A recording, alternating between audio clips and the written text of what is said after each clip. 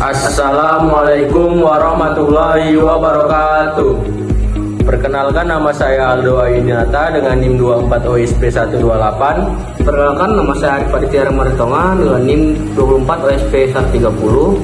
Kami dari kelas 2D jurusan Otomasi Sistem Permesinan Politeknik Ati Makassar ingin menjelaskan materi dari mata kuliah Sistem Energi Terbarukan dan Tenaga Listrik dengan dosen pengampu Dr. Insinyur Haji Masjono MMeng dengan materi perancangan panel surya off-grid. Baiklah teman-teman, langsung saja ke videonya. Baiklah teman-teman, langsung saja kita materi pertama.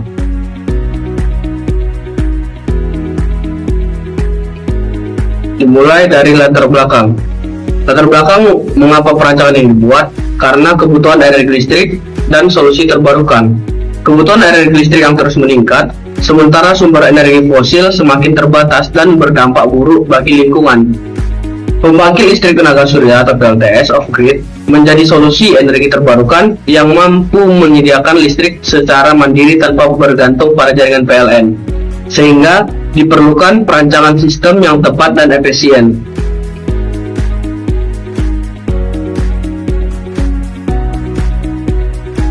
Nah teman-teman, adapun di sini definisi dari pembangkit listrik tenaga surya adalah sistem yang memanfaatkan energi matahari untuk menghasilkan listrik dengan menggunakan sel surya yang mengubah cahaya menjadi arus listrik DC.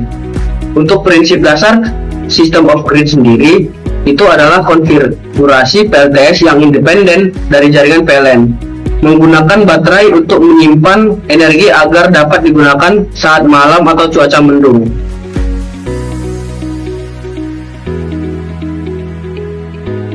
Selanjutnya, tujuan perancangan ini untuk menyediakan sistem pembangkit listrik tenaga surya off-grid yang mampu memenuhi kebutuhan energi listrik secara mandiri tanpa bergantung pada jaringan PLN, menentukan kapasitas panel surya, baterai, charge controller, dan inverter yang sesuai dengan kebutuhan beban listrik harian. Merancang sistem PLTS off-grid yang efisien, aman, dan andal dalam menyimpan serta penyaluran energi listrik. Selanjutnya, untuk mendukung pemanfaatan energi terbarukan yang ramah lingkungan dan berkelanjutan. Dan yang terakhir itu tujuannya untuk memberikan gambaran perhitungan kebutuhan daya dan estimasi biaya sebagai dasar implementasi sistem PLTS off-grid. Tadinya di sini ada komponen utama dari sistem panel surya off-grid itu teman-teman. Di sini yang pertama ada panel surya, yang mana panel surya ini berfungsi sebagai penghasil listrik DC melalui proses konversi sinar matahari menjadi energi listrik. Yang kedua ada solar charge controller, yang mana solar charge controller ini berfungsi mengatur proses pengisian baterai, memastikan pengisian yang efisien dan mencegah overcharging. Dan yang terakhir ada baterai. Baterai menyimpan energi listrik yang dihasilkan, memastikan pasokan energi saat tidak ada sinar matahari atau saat malam hari. Nah, di sini teman-teman dapat kita lihat di sebelah kiri komponen-komponen utama yang digunakan. Yang pertama itu yang di atas ini ada panel surya, yang tengah-tengah ada solar charge controller, dan yang di bawah itu ada baterai. Nah teman-teman, untuk alur energinya sendiri, sistem panel surya off-grid bekerja dengan mengubah sinar matahari menjadi energi listrik. Proses dimulai dari panel surya yang menyerap sinar matahari menghasilkan arus listrik DC. Selanjutnya, arus ini dialirkan ke solar charge controller yang mengatur pengisian baterai. Baterai berfungsi sebagai penyimpanan energi untuk penggunaan pada malam hari atau saat cuaca mendung, memastikan ketersediaan listrik yang mandiri dan andal. Setelah energi tersimpan di baterai, inverter mengubah arus listrik DC menjadi AC yang dapat digunakan untuk berbagai perangkat listrik. Energi ini kemudian disuplai ke beban listrik sesuai kebutuhan. Dengan sistem ini, pengguna tidak bergantung pada jaringan listrik PLN dan dapat menikmati kebebasan dalam penyediaan energi, terutama daerah terpencil yang sulit dijangkau jaringan listrik. Di sebelah kanan ini kita bisa lihat teman-teman untuk alur prosesnya. yang mana dialirkan langsung ke rumah penggunanya. Oke teman-teman, selanjutnya akan disampaikan oleh teman saya Aldo Yunata. Sekian yang dapat saya sampaikan. Adapun langkah-langkah perancangannya, pertama analisis kebutuhan energi. Berdasarkan perhitungan sebelumnya, kebutuhan energi listrik rumah adalah kurang lebih 1930 Wh per hari dengan daya puncak kurang lebih 600 Watt. Nilai ini digunakan sebagai dasar dalam menentukan kapasitas panel surya, baterai, inverter, dan komponen pendukung lainnya. Yang kedua, penentuan kapasitas panel surya. Asumsi lama penyinaran efektif matahari sebesar 5 jam per hari. Kapasitas panel sama dengan 1930 dibagi 5. Hasilnya 386 watt peak. Untuk faktor keamanan dan efisiensi, dipilih 2 unit panel surya 200 watt peak, sehingga total kapasitas panel adalah 400 watt peak. Yang ketiga, penentuan kapasitas baterai. Sistem menggunakan baterai 12 volt. Kapasitas baterai 1930 dibagi 12. Hasilnya adalah 160,8. Dipilih 2 baterai 12 volt yang disusun paralel, sehingga kapasitas total menjadi 200, cukup untuk memenuhi kebutuhan energi dan cadangan daya.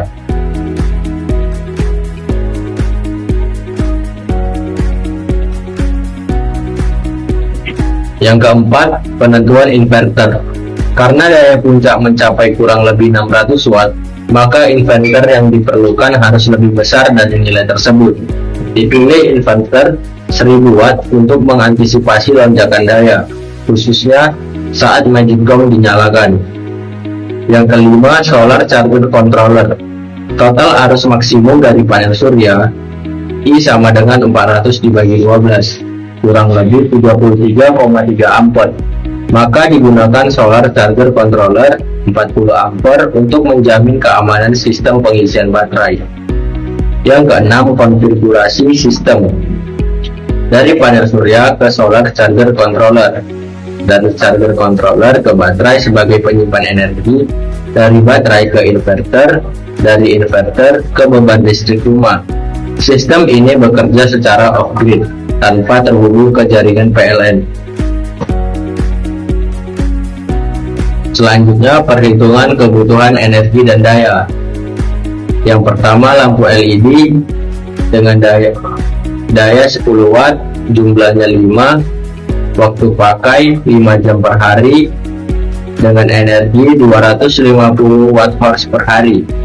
Yang kedua, kipas angin dengan daya 50 watt, jumlahnya 2, waktu pemakaian 5 jam per hari, energi yang dihasilkan 500 watt per hari. Yang ketiga, Magicom dengan daya 300 watt, jumlahnya 1 buah, waktu pemakaian 2 jam per hari, energi yang dihasilkan 600 watt per hari. Yang keempat, HP charger dengan daya 10 watt, jumlahnya 2, waktu pakai 3 jam per hari, energi yang dihasilkan 60 watt per hari. Yang kelima, laptop dengan daya 65 watt, jumlahnya 2, waktu pakai 4 jam per hari, energi yang digunakan 520 per hari. Jadi total energi harian yang digunakan adalah 1930 watt per hari. Selanjutnya, perangkat lampu LED dengan daya 10 watt, jumlah 5 buah, total daya 50 watt. Yang kedua, kipas angin dengan daya 50 watt, jumlahnya 2, total daya 100 watt. Yang ketiga, Magicom dengan daya 300 watt, jumlahnya 1, total daya 300 watt. Yang keempat, charger HP dengan daya 10 watt, jumlahnya 2, total daya 20 watt. Yang kelima, laptop dengan daya 65 watt, jumlahnya 2, total daya 130 watt. Jadi total daya terpasang adalah 600 watt.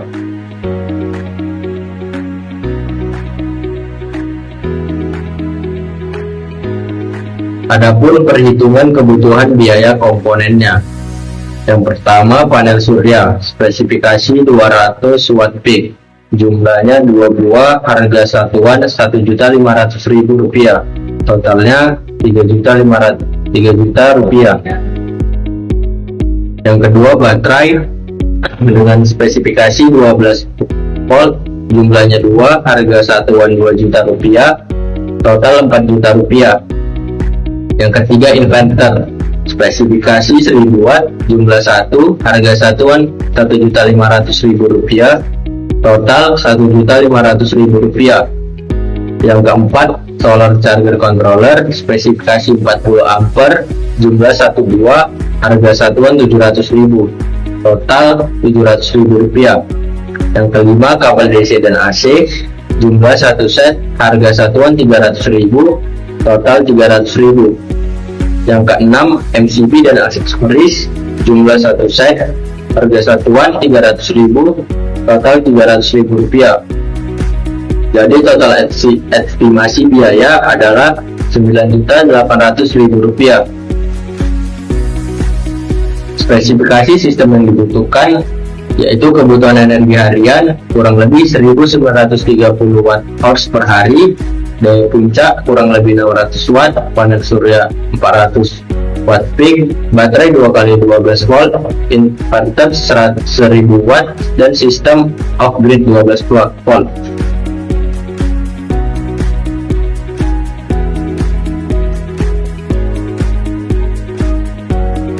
Keunggulan sistem off-grid. Yang pertama, tidak bergantung PLN. Sistem off-grid menyediakan kemandirian energi, mengurangi ketergantungan pada sumber listrik dan PLN. Yang kedua, cocok untuk daerah terpencil, ideal untuk lokasi terpencil. Sistem ini menyuplai energi di wilayah tanpa akses jaringan listrik. Yang ketiga, investasi awal. Biaya awal untuk memasang sistem off-grid cukup tinggi, yang sering menjadi kendala bagi pengguna baru. Kapasitas daya yang dihasilkan terbatas oleh baterai, sehingga tidak dapat memenuhi kebutuhan energi besar terus-menerus. Kesimpulannya, sistem panel surya off-grid untuk energi mandiri berdasarkan hasil perancangan sistem pembangkit listrik tenaga surya PLTS off-grid dengan kapasitas panel surya 400 watt peak, baterai 200, inverter 1000 watt, dan solar charger controller 40 ampere mampu memenuhi kebutuhan energi listrik rumah sebesar kurang lebih 1930 watt hours per hari dengan daya puncak kurang lebih 600 watt. Sistem ini dapat menyediakan listrik secara mandiri tanpa bergantung pada jaringan PLN, serta mendukung pemanfaatan energi terbarukan yang ramah lingkungan. Keberhasilan sistem sangat bergantung pada ketepatan perhitungan daya, pemilihan komponen, dan perencanaan yang baik agar sistem dapat bekerja secara optimal dan berkelanjutan.